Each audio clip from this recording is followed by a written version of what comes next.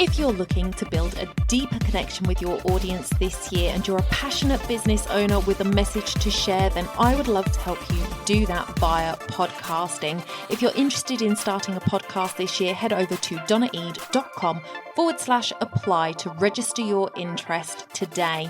Don't forget to hit subscribe where you listen and rate and review the podcast if you've enjoyed it. You can also share this episode with a friend. It is a great way to help the podcast out to get to more listeners just like you. You're listening to the Mindset and Action Podcast, the place to be to grow and streamline your business. I'm your host, Donna Eade. Let's jump into the show.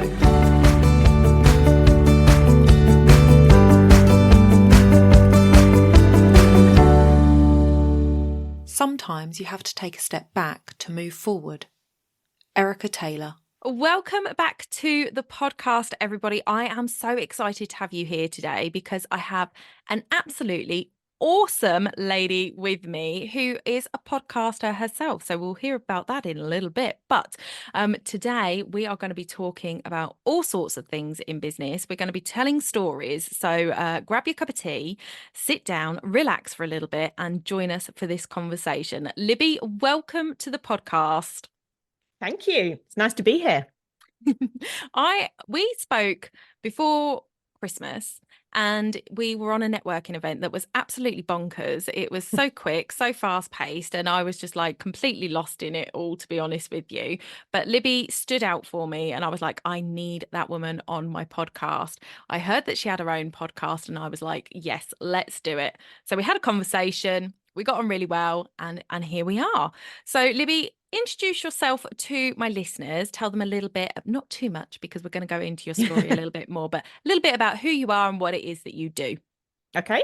I'm Libby Langley. I'm a business coach first and foremost, and I'm also a podcaster, as you say, and an author. So I like to feel that I've ticked all the boxes there. Yes. I've still got the book to go, but it's there. And hopefully this year I'm going to get it out. But yeah, I'm very excited. And I'm excited to dive into your book too. So I have it here. I bought it just before Christmas. I think it came just before Christmas and I'm halfway through. Not because I'm a slow reader, because I tell you what, guys, if you're somebody who sort of dreads buying books because they're really heavy on words and the writing's really small and you think it's going to take you forever, Libby's book is fantastic. It is bite-sized chunks. Now, I read it 10 minutes in the morning before I get out of bed.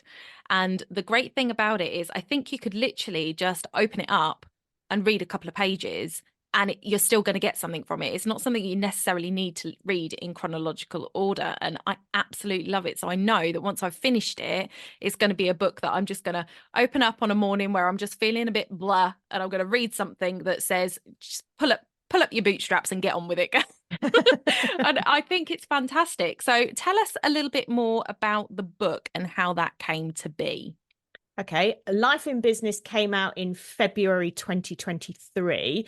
So at the time of recording, it's just coming up for a year, which is mad to think about. Well, I mean, I've always thought that I've had a book in me, right? And when I first started my business back in 2011, everybody I kind of knew was writing a book to support their knowledge, right? To support what they knew.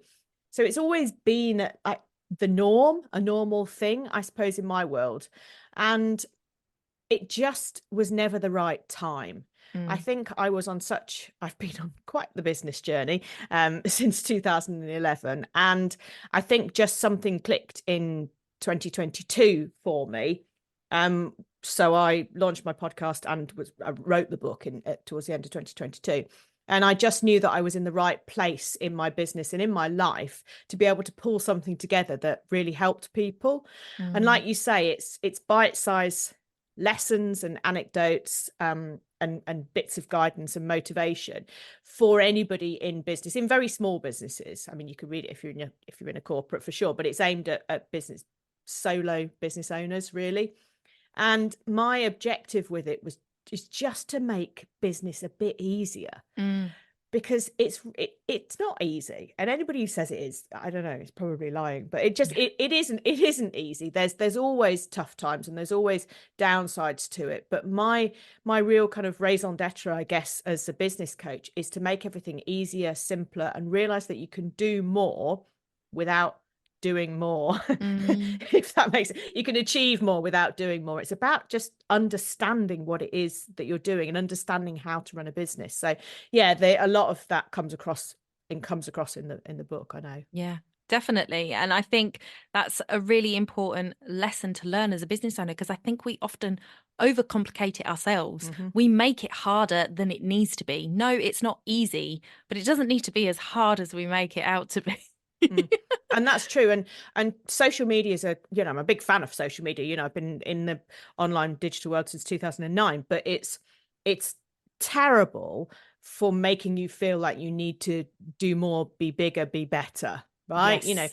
There's always people screaming at you that you need to do 10K months and achieve this goal. And it's just like, hang on a minute, but why? Where Yeah. are you now? How hard do you want to work, or how many hours do you want to work? How do you want your week to be structured? What would be a really good income for you? It's like, okay, well, let's focus on that then. It doesn't matter what the Instagram gurus are telling you that you need to do, or it doesn't matter what you should do. Yeah. Do what you want to do. Yeah. And that really leads us nicely into talking about your journey in business, because I feel like from what I have read, that you kind of came out of corporate and kind of fell into that typical what you should be doing, built a fantastic business, built a team, we're growing. So tell us a little bit about that journey from leaving corporate and how you kind of built your business at the start there. Yeah, I started I worked in education. I worked in the public sector. But I am corporate commercial rather than, kind of the I funded think side it of was your things. nickname that made me think corporate and keep the corporate thing in. The ice queen that they used to call me. Yeah, I mean that's scary. God, I haven't thought about that for ages. That's in the start of the book, isn't it? Yeah. Yeah, wow. No, it's true. Yeah, I mean I was kind of quite hard-faced. Yeah, that's how I thought you got ahead in life, right? Because that's what we're kind of told to do. But it all came to a head. I was a commercial person in a funded world, and there were lots of heads clashing. So I left my job, and I was already a qualified tutor because I worked in education. So I'd got that. And my MBA I was just finishing, and my dissertation was in social media marketing strategy and corporate communication, which is pretty sexy. And so I just thought, you know what, I can probably make some money teaching people how to use social media because I've been doing that in the college. So that's how I started. And then I joined an entrepreneurs, a UK-based entrepreneurs membership. And the message from that, it was absolutely invaluable, the people that I met and the world that I moved in. But the message was often build £1 million business, grow your team, build £1 million business, grow your team. So, I mean, I just did, right? That's just not the £1 million quite, but, I just did because that's all I knew, right? When you start a business, you don't know anything. You know how to do you know how to be the practitioner. You can be brilliant at that, but you don't know how to run a business. And so I absorbed everything that I could, built this agency model where we did a lot of social media management for people. And there were 5 of us at its height with an office, very well branded and very kind of, I mean, it wasn't corporate because we all wore jeans and went to the pub and I don't know, did more interesting stuff, but it was structured like a traditional business would be. So, we worked kind of 9 to 5-ish, and except me, of course, does the 7:45 to 6 p.m. plus. So I built this thing for me that was turning over an awful lot of money, but was incredibly expensive to run because staff are expensive and offices are expensive. And so the social media management work was funding all that, really. But a lot of the work I was doing was coaching, strategy work, which I still do now, which is what I love. And that money was kind of like, hang on a minute. So a lot of this is going to other people. Something's not right here. So I went to a conference in the States, Social Media Marketing World, which I've been to 8 times or something since I am 2013. so jealous of that. When I read that, I was like, ah, Matthew, she's been to social media. It's so normal for me. I've been to San Diego to conference. I've been to traffic and conversion over there. I've been to content marketing, what was it called? Content Marketing World, I think, in Cleveland, Ohio. I've been to the States conferences so many times that I don't even think how big a thing it is, because I first did it in 2013 and I'd only been in business, 14, 15 months then. So, but I went there and I was talking to some friends of mine, business friends of mine out there. And I just said, I'm not happy. I'm working so hard and I'm paying other people's wages and they are amazing staff and we've got some great clients, but this isn't what I wanted. So I went home and I made them all redundant and I gave up my office. And since then, I think that was 2015, I think. So since then, 9 years this year, I've been working on my own, delivering strategy, doing coaching. And yeah, stopped doing the social media management a long time ago, thank God, because it's a totally different world now. That'd be much harder work. And I haven't regretted it at all, but it's just such a massive decision to make when it's you on your own. I've made people redundant before. God, I sound awful, don't know, but I've made people redundant before in jobs, my previous job. But you've got an HR department, you've got policies and rules that everybody understands, and it's not on you. But when it's you and your own business, it's personal. But I mean, I'm still in touch with them all. I went to one of them weddings last summer. It's kind of all cool. Everybody understood, but yeah, it's tough. So that's a big part of my journey and a massive learning for me. Yeah. And I think it's a great learning for other people, which is why I wanted us to talk about it, because I think we do kind of fall into this trap. And you are the second person in my world who I know who has built a team and then gone back to being just you. And I wanted to talk about what that looks like and how you kind of juggle it, because I think there's this kind of tipping point where you take on work and you're doing the work and you're enjoying the work, but then there's a point where there's no more hours in the day for you, but you've still got people asking. And how do you kind of manage that to keep the balance in your favor so you don't end up with the like, I need more people, I need more help? How do you kind of pull it back and keep it where you're happy? Sometimes very well and sometimes appallingly, because I have to say December 23 and January 24 are extraordinarily busy months for me. So my time isn't how I would ideally want it to be, but this is the thing about understanding how businesses work, because when you're in a period of growth, which I am at the moment, you put the hours in. And then you have the rebalance, if you like, and then you have another crazy period of growth. I cannot work how I'm working for longer than a 2 or 3 month period, because I will die. This is just, so accepting that, having work-life balance, and what I help everybody with, working less and earning more. My book Life in Business is called Easy Ways to Work Less, Earn More, and Embrace True Happiness.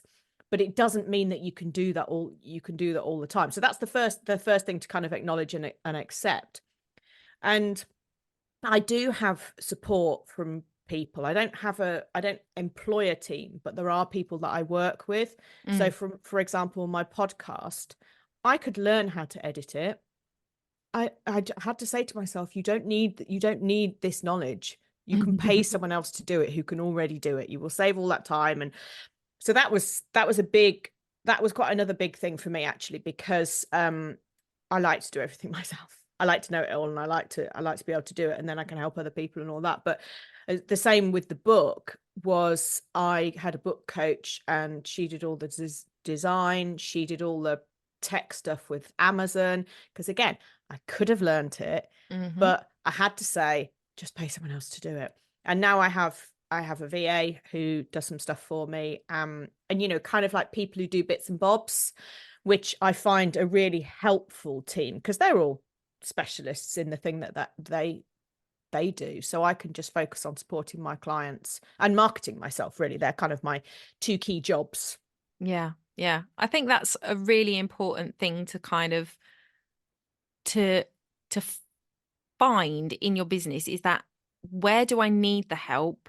What's going to be more beneficial to pay for rather than learn myself? Because you getting somebody else to edit your podcast means that, the hour they spend doing that would have been 2 hours that you would have spent doing it because you don't Plus really know learning what how you're to, doing. yeah, plus Exactly. learning how to do it. So it's And then like, you get that back to serve your clients, yeah, which you can charge more than you're paying the editor to for edit sure. your podcast. So there's a balance there to be found. And I think that's one of the things that I love about your book is it's all these little tips of, how to sort of run your business and the things that you need to look at doing when you're just starting out and you don't know, because there Mm, is no roadmap. It's like anything in life, I think, because we always say that about children, like, oh, they don't come with a manual. Neither does business. no. When you're starting a business of your own, it doesn't come with a step-by-step process because nobody's ever done it the way you're going to do it. Your own unique selling point and the way you want to do it is going to be different to other people. And yes, there are things that we need to learn, and there are things that you kind of need to look at. Okay, I need to take some advice on this, but the core essence is it needs to be you and it needs to be Yeah. what you're happy with. So I think it's really good to kind of see your journey and see how you've brought that back to a place of joy for yourself rather than this overwhelm. Well, and what you say is just so right. And this is kind of the biggest transformation that my clients get, really. It's they think they want one thing Mm, because we all think that we want to grow, right? But what do you want to do? Well, I want to earn more money. I want to have a bigger business. And it's like, but by working together, it's like, what do you actually want? mm-hmm. And I try and kind of destigmatize the fact that people might only want to earn 30 grand a year, because you got to earn 100 grand, right? If you're not earning at Mm-hmm. least 100 grand, who even are you? Yeah. But if Do you you even if have a business? yeah, what kind of person are you?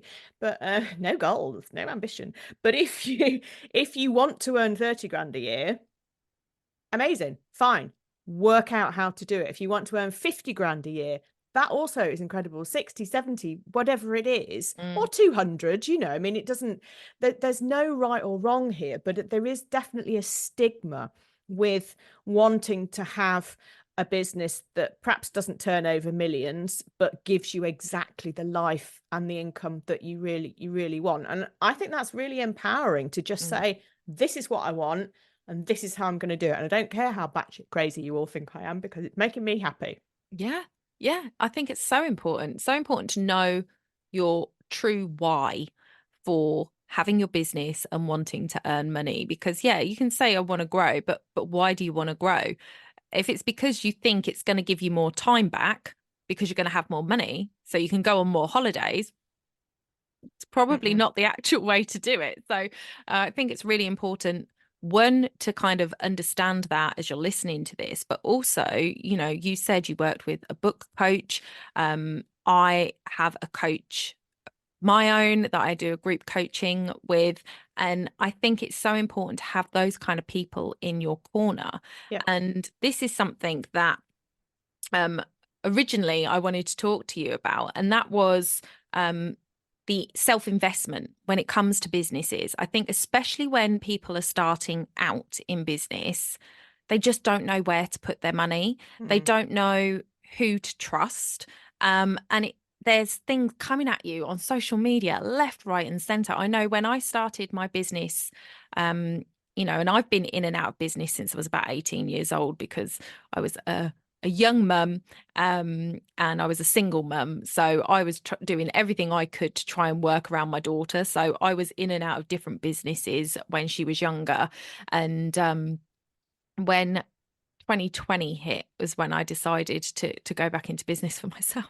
I mean, I decided in 2019. If it had been Excellent year 2020, to I do it. probably wouldn't have. But again, I thought I had more knowledge. I thought I had a better standpoint because I run a photography business for Mm. 10 years.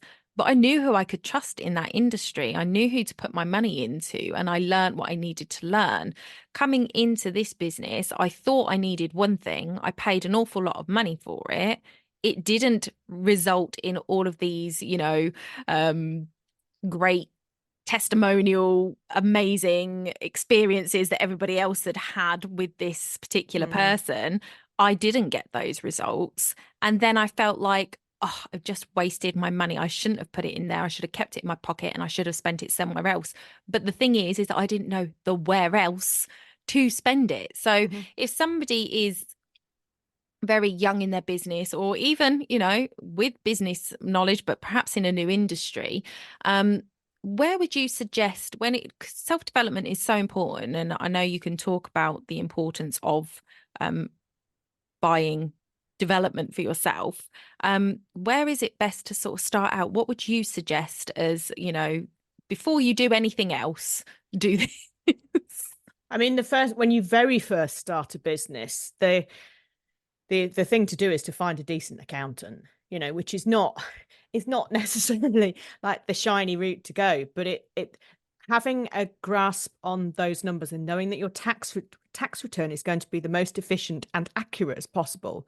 Do that, and you'll meet, you know, you can get recommendations locally for people like that. Somebody always knows an accountant, right? And if Yeah. you like them, then that's fine. So that's kind of like the business structure side. They'll help you with what kind of business setup you want, you know, if you want to be limited or sole trader or whatever. Or an accountant's a really good person to have on your team. But in terms of actually kind of, right, what am I doing? You know, those sort of questions. Then somebody like a business coach, I think, is absolutely invaluable, because you can buy courses that will teach you specific things, and you might need those because you might want to learn some specific skills. But anybody who's trying to teach you a certain formula to achieve X will not be able, because they're selling a formula, not be able to kind of give you this bespoke support that you need. And so my experience, I've bought, I don't know, I've probably spent 120 grand on my own professional development over the years. I'm sure more, maybe one day I never will add it up. No, don't do it. One day I'll add it up. No, but it's the most value I've got from stuff has been when I've worked one-to-one or really high touch with people. And that may be considerably more expensive. But the first time I worked with a coach one-to-one, she was in Australia, actually. I just found her online, but I kind of liked her stuff, you know, and felt she was good. And we worked one-to-one for 3 months, and it was 2 grand a month. And I think this was 2015, 16. There's a lot of money back then. I mean, it's not an insignificant amount of money now, but it was a lot of money back then. But she helped me build something and create something that brought me 20 grand back in those 3 months. So it's absolutely worth the investment. And I invested 15 grand in a program on how to scale an online business. Oh my God, I'm so embarrassed to even talk about this.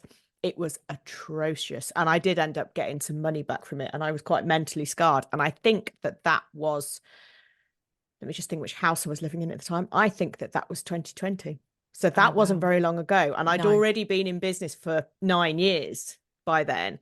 So these mistakes, learning points, learning opportunities still happen. But my advice would be to not make any quick decisions, and to get to know the person, to talk to them in the messages, whether it's a group program or whether it's one-to-one coaching, and to get to know them and to find out if you like them or trust them, and think about the way that you really want to learn or you want to get to support. And for me, it's absolutely about being able to talk to people. Absolutely. I would rather work one-to-one with people or be in a program where there is a call where you can actually ask the questions, right? That really, really matters to me. Self-study, I'll probably never do it, if I'm honest. Funnily enough, I did a post on social media on LinkedIn this morning about this exact thing. So it's coincidental, you know, great at buying. Oh yeah, I'd like to learn how to do that. You buy the thing, you never do it. Whereas if you'd spent possibly 10 times as much having proper coaching support, you would actually get the stuff done. Therefore, whilst it's a bigger outlay, the return on investment is way higher. Because if you buy a course for 100 quid and never do it, you might as well put that money in the bin. Yeah. It's so true. It's so true. And I know there are people out there, like, I'm somebody who really enjoys self-study. I am a huge learner. I will buy courses. I will do them. I'm finding it harder and harder, I think, as I grow older to actually find the time to do them. But I have in the past done them.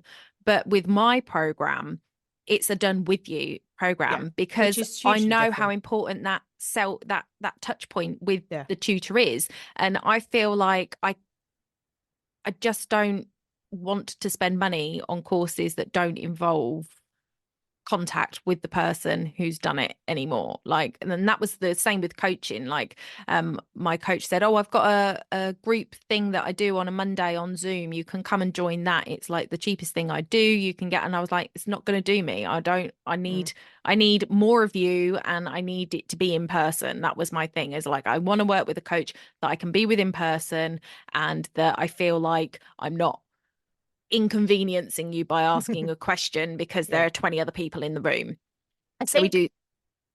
Go on. sorry, that was terrible. I just interrupted you then. But I was just going to say that I think kind of the point of this is that investing bigger money won't always get you bigger results, but in investing in, because I spent 15 grand on a course, Yeah. but investing in a person who you know can guide you is 99% of the time absolutely worth that. And it will cost you more than buying lots of courses off the shelf, but it will get you your results faster. Yeah. And it will pay dividends in Yeah. what you can achieve with that. And I think that's kind of, to answer the original question, I think that's kind of the decision to make. You know, it's sometimes a real stretch to invest in stuff, but if you're investing in the right stuff, it's absolutely worth it. Like my book coach, right? I mean, I can't remember, a couple of grand or something. And, you know, the book wouldn't have come out without me doing that, because Yeah. I could have written it, but the rest of it wouldn't have happened. So it makes things happen. And if you really want these things to happen, getting someone who knows what they're doing to do done with you, to talk it through, to, you know, what, or to do it entirely themselves is absolutely worth it. So buying this blueprint for $27 is, it's a false economy. Yeah. I think it's a false economy in business. Yeah. Yeah. I completely agree. Right. Well, ladies and gentlemen, we have come to the end of our conversation, which is terrible because I think we could probably talk for another hour quite easily. But I think we've had an important discussion there about growth in business, and knowing that, you know, you don't have to be the biggest to be the best, and that actually smaller is sometimes better. You know, great things come in small packages, and just sort of being conscious of where you're placing your money and do your research. And that's what I've kind of got out of today's conversation. So thank you for that, Libby. I have a little quick fire round that I like to do with my guests, so that my audience can just get a little bit of background about the things that you like to do, and where you're coming from. I think people can learn a lot from these questions. So if you're all right, I've got a couple of questions for you. Go on then, I'm ready. Quick Braced. fire. So what is the book? Obviously, you've written your own book, so you can't say your own book. What is the book that has made the biggest impact on your life so far? In terms of a business book, then it was absolutely Delivering Happiness by Tony Hsieh. I read it, first of all, probably in about 2014, and it's about delivering customer service and being nice to people. Really, Novel essentially. idea. Yeah, I know, but you know, it's from Tony Hsieh. Set up, oh my God, I've completely forgotten the name of the company. This is my, like, you know, it's my age, right? He set up, no, it's not going to come. And they ended up being bought out by Amazon. They did shoe delivery in the States, and one thing that he did in the call center was spend as long as you like on the phone, and which is radical, right? Call centers like bang, bang, bang, bang, bang, and it was all about customer service. And I was so impressed with this book. And I don't know, I should be on commission for it, because I don't know how many people I've told over the years, but I actually went to Zappos. I actually went to the Zappos headquarters in Vegas with somebody, when I had a team, with one of the guys who worked with me, and we went on a customer service course out there to try and kind of learn more about it. So yeah, Delivering Happiness by Tony Hsieh, really good book. Fab. Love that one. Okay. And what is your go-to snack when you're in a hurry? I think if I am in a hurry, then, I mean, at home, I would just like quickly have some toast. It's not a very exciting snack, is it? But it's like the quickest thing that you can just get out and eat. And you can even eat it while you're walking or whatever. So In the car, jam on yeah, your trousers. Yeah, no, yeah, I've been there. yeah. I don't know. I mean, I meal times are like important for me. I know what I'm eating when I'm eating it, generally speaking. So Yeah, yeah. I like that. I'm not a huge snacker. in No, all I'm not. honesty. I prefer to eat my meals and then I'll probably have a little bit of chocolate after my dinner. And then that's kind of it. But during the day in between meals, I don't tend to, I'm not fussed. I used to be when I was younger. The older I get, the less I'm bothered about food. No, I mean I don't. Yeah, I like a bag of crisps sometimes, but I don't.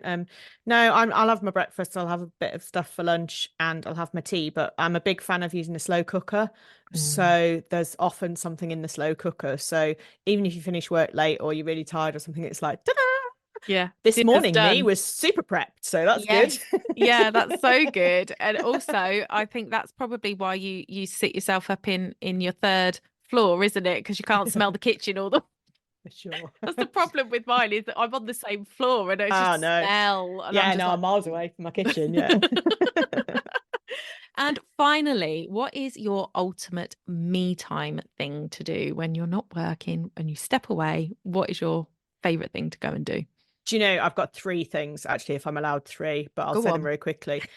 One is I really like watching documentaries. Mm. I find it's the Any learning particular thing. genre? Not necessarily. I've just watched the one about oh God, my name, sorry, I can't remember his name. About the preacher in Lagos. I can't remember his name now. That's terrible. I watched it last night. But I really like just I suppose things about cults and about murderers and that kind of stuff. But honestly, about anything, we've got some great documentaries about sharks and all this kind of stuff. So Mm. I really like doing that. I also really like walking in the Peak District where we live because you get to switch off from everything. And I Mm. really like sleeping too. Oh, I love Big sleep. fan of sleeping. Yeah, me too. Brilliant. Well, I think see even more things we have in common. I knew we were on the same wavelength. Right, guys. Thank you for joining us for this conversation. Libby, where can people find you? They can find me on LinkedIn if they search for Libby Langley. They can find me on Instagram. I'm at Libby Langley. My website is libbylangley.com. There's a theme there. My book, my book is called Life in Business and is available on Amazon and on Kindle and in paperback. And my podcast is also called Life in Business, and that's on anywhere, any podcast app. Any podcast app. Brilliant. Okay. Well, there you go, guys. Go and follow Libby. I hope you gained something from today's conversation. I certainly did. And we will see you in the next one. Bye for now.